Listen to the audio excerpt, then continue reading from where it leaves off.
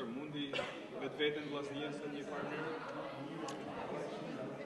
Gjëna, bëme disa gabime elementare. Dominum lojën prej fillimit deri në fund, humbëm me shumë raste. Duhet të shfrytëzoshim, mungesë për qëndrimi.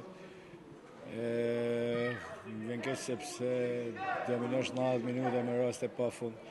Edhe ditën e portierit Elbasanit, bravo i qoftë. Kështu që rezultati është të vret, megjithatë gjithçka është e hapur. Ne kemi qenë tanë kohën në kryesin kampionatit.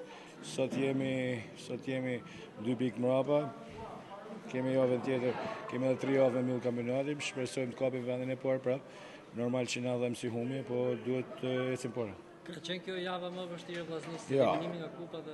Dakor, eliminimi nga kupa dhe humja e sotme, normal që dy rezultate që me thënë drejtë nuk i priqim, aq më tepër sot me mënyrën se si luajtem, ishim superior në gjitha drejtimit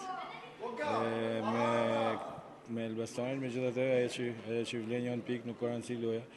Duhet ishim më të kujdesshëm, duhet ishim më pragmatista, më të përqendruar, edhe duhet ta fitonim këtë takim. Janë gabime individuale, nuk janë gabime që në një moment pa përqendrimit, si në rastin e golit parë, edhe në rastin e golit dytë, gabime individuale, gabime që duhet jena më të përqendruar, duhet jena më pragmatista kur e kena topin, duhet organizohena më mirë, sepse gola që ja dhurojnë. A është titulli midis Elbasanit dhe Vllaznisë apo shindërja e partierë? Jo, në fushën e Gnatjen janë 3 ekipe për garë për titull. Gjithsesi, neshjet po vjen fundit, unë them që ka me deri neshjen finale. Zbehen shanset e Vllaznisë profesor? Ja, absolutisht jo. Unë them që po të përgjithmoshim pikë sot, janë 1 pikë para.